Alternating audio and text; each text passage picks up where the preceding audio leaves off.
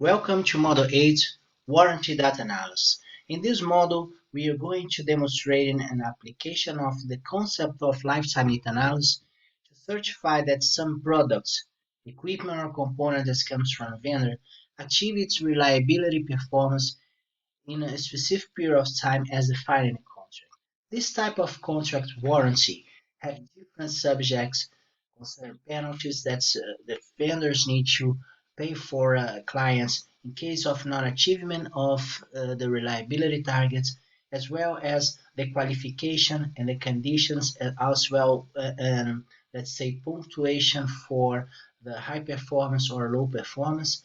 But the most important things is how to define the reliability index, perform index for a warranty contract, and how to follow up that. Basically, uh, the methodology applied for lifetime data analysis can be is have the same concept that we are having applying so far, and there's not too much difference. In this model, we just show one different models concerning different time that's the similar components starting to operate and is delivered for to a client, and then we see the approach how to consider all these different startup time for similar equipment that is provided for a client. In the end, it's very important to understand the concept behind the warranty analysis and why it's important to define the reliability as the main performance index for equipment and its components. So before starting the model, we have our concepts that we introduce in all models for this training. So reliability is success chance that a system, equipment, or component has to complete a mission with satisfactory function quality during a specific period of time. Failure rate is a function that represents the failure occurrence on time. MTTF is the expected time which the equipment may fail. MTTR is the expected time which the equipment may be repaired. The PDF is a probability density function which represents event occurrence a long time, so such as failure, repair, cost, and others. And CDF is a cumulative density function which represents cumulative events occurrence a long time, such as reliability and reliability. So all the concepts we already discussed in this model, we had some example. In the second day of this training, we are going to have practical examples with all the methodology defined so far. So whenever we have a warranty performance index, we need to define very clear three important points.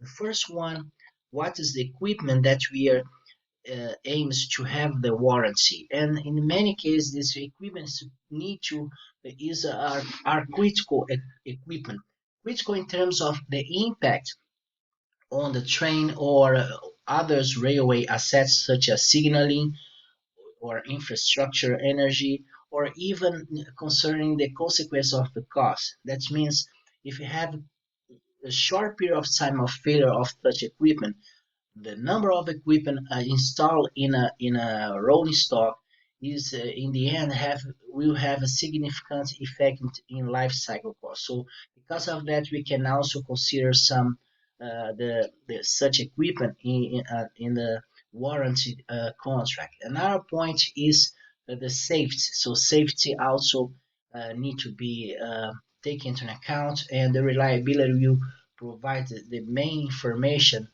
to, for example, demonstrate the seal level achievement. The seal is a safe integrity level that's defined for critical electrical electronic equipment that can have a unsafe function, the unsafe fail in case of loss or partial loss of this function.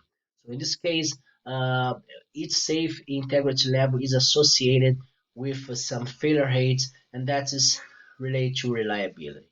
We're not discussing about safety integrity level. We have a specific model about safety and risk analysis for railway industry. You can find this training model in our website, and then if you're interested, you can go through that and you get all the concepts behind not only seal but all the safety analysis. Okay, but let's focus on warranty performance. So the first step is to define the equipment. We define that the equipment needs mostly are the critical equipment in terms of impact of availability, cost, and safety. The second point is to define the perform index that we want to establish as targets. So reliability, as we define the probability of such equipment operating during a specific period of time under specific conditions without failure, is the one that the one is the most important. So here we can see for a gearbox the reliability. And then if you look on the reliability, we define 99% reliability in 4 years. Consider the sample of 50 gearbox installed. Why is we need to pay attention on it? Because whenever we define warranty terms, so the reliability needs to be associated with a specific period of time. So that's the first step. In some requirements, we see that the reliability is not associated directly with period of time, and that's a mistake. As we already understood the concept of reliability. And another point is very important to define the sample that will be assessed during a specific period of time.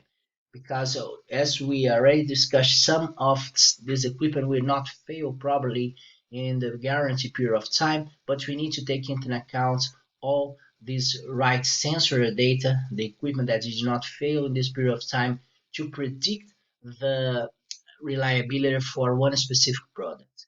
Okay, so that's very important. It's the first step, and this step is defined based on the database that the client has and benchmarking. So that's why it's important to have a reliability database that's enabled to check the vendor's performance as well as to establish the targets, real targets that the specific railway equipment component need to achieve. So we can see in some projects that the companies do not have uh, a database in equipment component level organized enough to carry out a lifetime data analysis and establish index based on the highest performance of the equipment. And in this case, what they used to do, they just use data from a project's previous project and establish the reliability based on allocation of reliability. And in some cases, you can make a mistake. You can be very optimistic or very pessimistic concerning the reliability data. Usually, such unfortunately, in many companies, that's based only based on failure rates on MTTF, and that's some allocation that is done for as a performance index. So we are going to see again this discussion about MTTF, but as we already understood, the reliability is the proper index to be defined as a performance. And then we need, after to establish the reliability index, we can give a further explanation about what does it really means in terms of zero failures in which period of time. So, and that's very important because even when we have a reliability in a sample of 50, 100 equipment, some of them will fail, and that needs to be clear for both parts. That's not expected. Is is tolerable to have a minimum number of failure, but in a specific period of time is expected to have no failure. So that's very important to be established, and that is established here in the second line in this warranty contract concerning reliability. Then we need to establish the penalty regime. So what is happen if such a vendor do not achieve this performance index warranty terms? So they need to replace the gearbox without any penalty, but afford the replacement cost in case of failure when reliability target is not achieved. So penalties, total service and availability penalties pay plus 20%. So that's a very high penalty.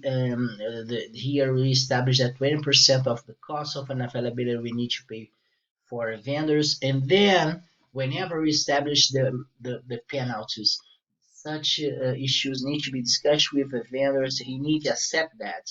And to accept that as well, the vendors need to have a database and carry out lifetime data analysis to be sure that such equipment are able to achieve such performance. So let's go through this line. Here we can have a summarized supplier achievements. So that's the basis that will demonstrate that we have to establish such targets. So we have a 100% reliability in 4 years achieved for one specific vendor. So that's the basis for my definition in here. I already putting 99% of reliability, so I accept that 1% of such sample here will fail, so around 5 or lower than 5, lower than 1. But I'm established that as just as a reference that I already have that, and this client has no, and this vendor has no panels. Another point is the reliability benchmarking. So 99% was uh, uh, that was we consider that we want the best performance that we can have, and zero failures in 3 years based on historical best year database, and the penalty regime based on a less contract. These references are very important because demonstrate to the vendors that's not a wish but also as a real achievement target, and that's possible only if you have some database and carry out previous lifetime data analysis. The other very important aspect that we have in a warranty terms is the measurements and monitoring. We need to define the measure and methods to calculate if based on historical data if the reliability is achieved or not, and that's very important to import as well in the warranty terms. Otherwise, the vendors can make some calculation that's not proper accordingly to the lifetime data analysis and make a big and get another results that's not the results that the client gets calculates. And then when there's not described which methods need to be used, there will be a huge discussion about that. In order to avoid any problems, of course, it's clear that we need to follow the mathematics described for lifetime data analysis, but unfortunately, in many cases, run activities and reliability activities are not carried out by reliability engineers, and then the engineers sometimes they just look on some standard and make some calculation that's not proper mathematically and come out with some results, and that will be a big issue. To avoid that, we're putting just in here the methods. So based on lifetime data analysis method, applying the same reliability software. It's another important issue because even if we apply the same methods, hardly that's happen. Applying the same method if made with the same data, we'll get this different results uh, if we use different software. But it's good to define the software tool because in some case that can happen. And of course, we here we need also to define a monitoring methods. So monitoring failure based on fracas database, and that is the basis for have lifetime data analysis. So we can establish the index, the reference, and the measuring methods. But if in the end, if the vendors and the client do not have a fracas system, they will not be able to collect properly the historical data about failures of some equipment, and then, of course, the lifetime data analysis will be compromised. So, in order to have the proper data, we establish here as well that they need to demonstrate that they have a fracas system to collect the data. Okay, so that's concerning reliability. That's the main index because in the component equipment level, it's important to know when in which time the equipment fail, and if it's failed, supposed to fail after the warranty periods, or small parts of some sample may fail during the warranty periods, but is a very small part, and we need to define that based on reliability index. Other index that's very applied are the availability. So availability means operation availability. That's the uptime divided for total nominal time, and then this operation availability will have the effect of maintainability, the time to repair and replace. And based on its such operation availability, we will have the same definition that we have here. We have some requirements for reliability and penalties. We have the performance achievements and performance reference, and we have measurement methods defined here. And then operation availability is very important because in the end, the train the train, one of the index that we have for rolling stock and other railway assets are operation availability, and that's highly impacted by reliability and by maintainability. The maintainability is also important index. Usually, we establish the time that your equipment needs to be repaired and replaced, and we need to measure that. So, since the order to make some maintenance or repair or replace or even preventive maintenance is in place, the time is a count, and this maximum time, considering that when the equipment is ready to be operated, is accounting, and then that will be measuring for the equipment index. And again, um, we have to define the penalty for not achieving the the maintainability target, and usually such penalties also need to be in terms of payments for the delay of the service. And again, we have some references in here, what we have as a supplier turnarounds and benchmarking to define these targets. Such these two columns not necessarily need to be on a warranty contract terms, but we if we refer that will be better, as I mentioned before, for a vendor understand that we already have achieved, and some vendors already had achieved these targets, and measure and monitor is very important, and how we calculate the maintainability, and also important to have a flux that captures such data. Okay, so it's important, as I mentioned before, we understand the concept of reliability, and unfortunately, in many contracts, what is defined as a performance index is the MTTF.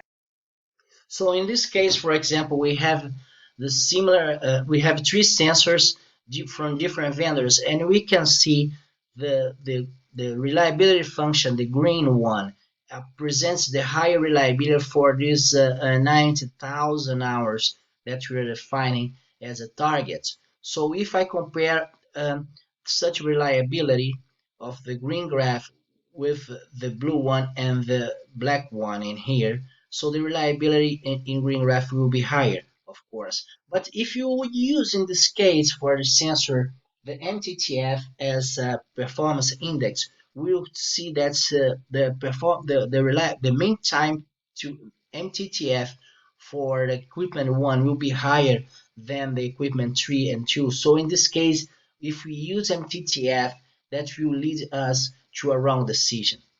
So if in this picture, the MTTF is quite similar and very different when we compare the equipment 1 and 2. So MTTF of equipment 2 is higher than equipment 1, but in other way around, the equipment 2 have higher reliability than equipment 1. And that's an example that we have here. If you get the MTTF values for this equipment here, you see that will lead to different modes. So we need to be careful with MTTF and not using that in our as a performance index. So let's take a look when we are in the bid process and we need to request some information, define our reliability index. So this process is before to have the final contract, and during this contract there are a lot of discussion, and usually if we have a template that we are able to establish the targets and have some comments from the client and designer to lead the discussion, that will helping a lot. And in the end, such a final version when the client and the designer, the client and the vendor or designer agree about the performance, we will have the final version that will be in the reliability content. So another very important information when you establish performance index is to define the concept of reliability, operation availability, maintainability, and safe. So here we can see that reliability is the ability of an item to perform a required functions under given operation condition for a given time interval. So here is very clear what's the concept of reliability, and we see that is related to operation condition and the interval. And as well as we have the very clear the concept of operation availability, the uptime percentage of total nominal time. And then we know as a reliability engineer that there are more than one of availability concept. We have punctual availability, we have inherent availability, and others. But we not discuss that in this model. That is part of run announce model. But the point here is there are different concepts of availability. And we need to establish and be clear when define the performance index. What is mean of operation availability, and or if you put a reliability, what does it mean? Is operation availability or other concept?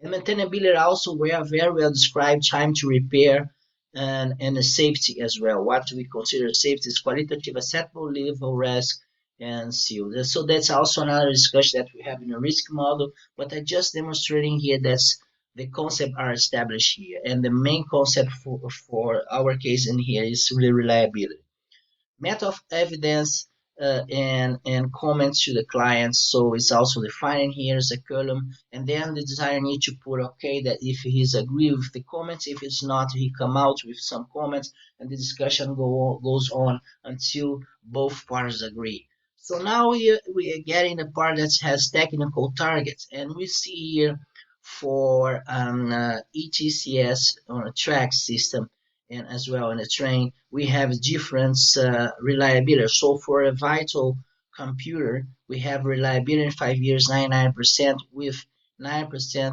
confidence level. And operation availability in 2 years, 99.99%, and the save integrity level 4. So it's very clear which are the targets concerning reliability, operation availability, and seal. So and reliability also put a confidence level. So that means we have established here the best case and the worst case that will be acceptable. So and also other important reference that we can have in our requirements and warranty terms, that we have this possibility to define the confidence level. We need to be careful with the confidence level because that's related to the number of data that we have. But even though if whenever we are able to define that based on the number of the data that we have, the sample, that will be sure that this expect number of failure in worst case will be what we expect. And here we have the reliability for other equipments. We can see is where all of them are defined in terms of years, 2 years, 5 years. Here we have 5 years as well. Here we have 5 years, 5 years, and the other index. So we can see that's the method of evidence. Here they define the detailing what type of method of evidence for lifetime data analysis need to be applied with historical data, and for key out as well, if we have a new design or no data is available. So it's all about the accelerating test methodology that we did already discuss in this training, and as well as define some models for assess the software, if software are in the end uh, assessing for some vendors and each applying that. Okay, so that type of template is very useful to enable the discussion between the clients and the vendors, the designer, and help them to get an agreement about the performance index, the method of evidence based on the concept as well. And in the end, of course, this final definition, concept, and requirements will be the basis for the contract, the warranty contract. So whenever we measure the warranty, what we are doing is we establish the targets of reliability. So we can see this line in red is a target of reliability for a specific period of time. Here is expecting 100% in 2.5 years. And the green line is the real reliability. So as we already saw, after carry out lifetime data analysis with historical data, we are able to measure what is the achieved reliability. And then we compare these two graphs and see that is in this case the equipment did not achieve the target in 2.5 years. Some failures occurring before this 2.5 years, and then they need to pay the penalty for that. That's the concept of reliability, and that's a easiest model of this concept. Whenever the equipment is all the equipment that are delivered, the sample that we are measuring is starting the same time. But that's not the reality. That's not most of the case. We are discussing that further.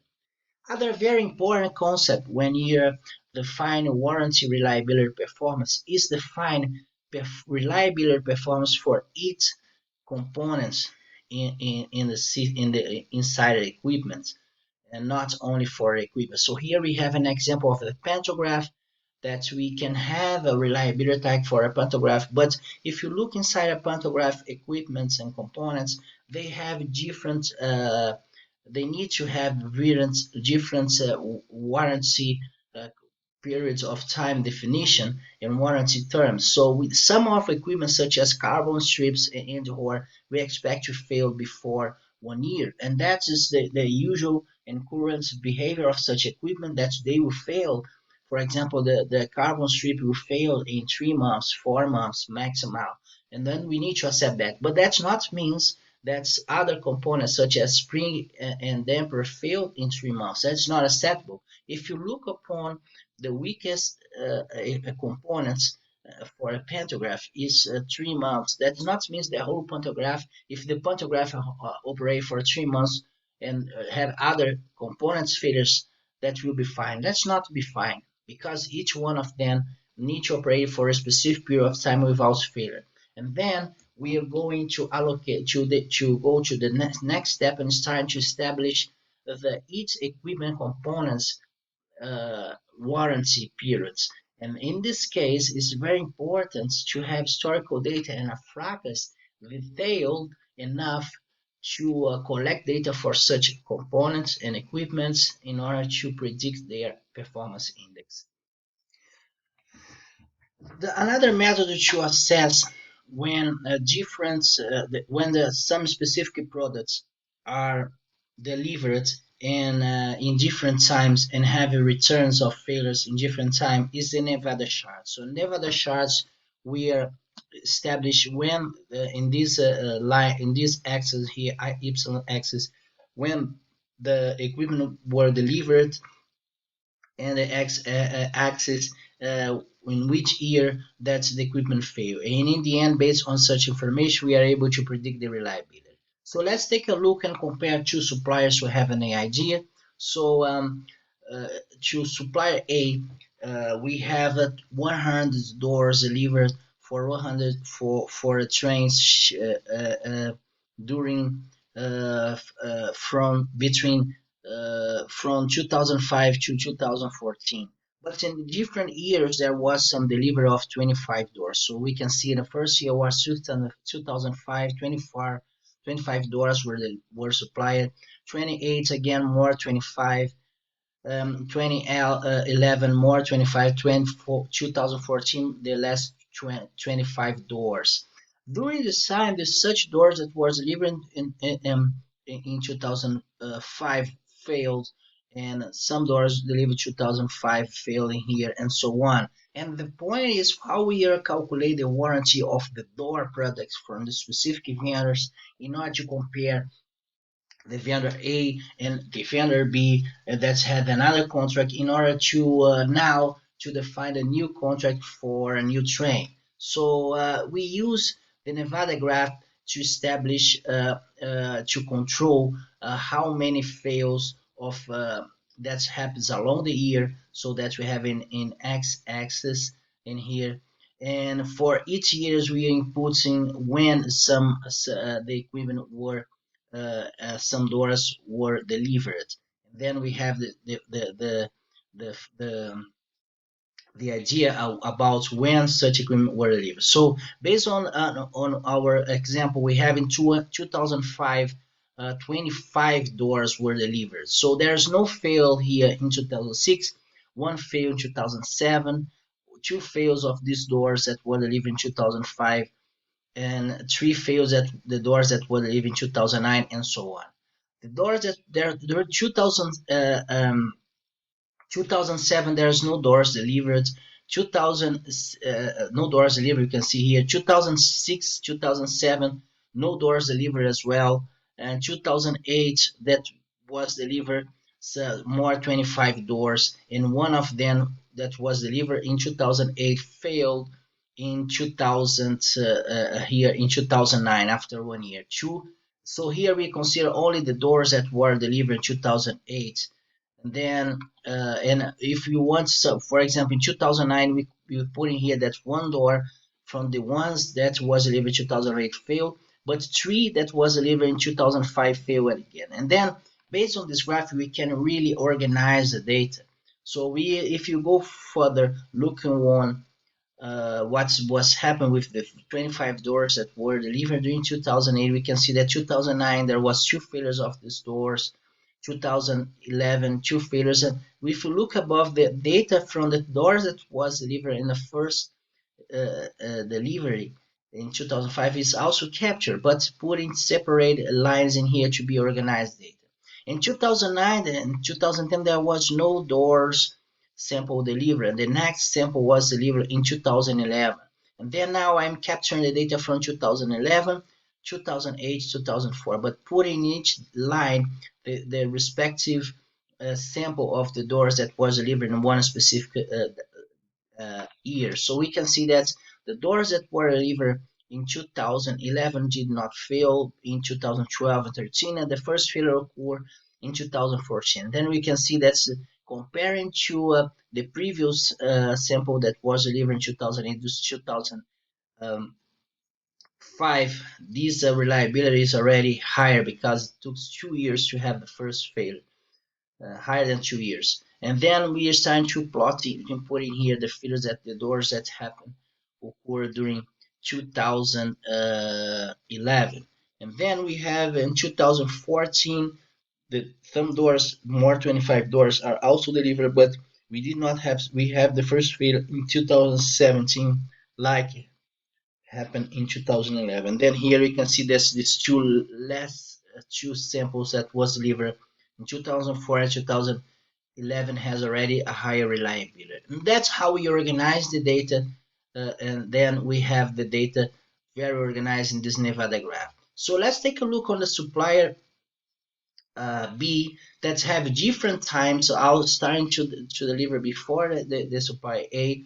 So in 2004, I delivered 24 doors, 2007, 24 doors, 2010 more 25 doors, and in 2013 more 25 doors. So 100 doors between 2004 and 2013.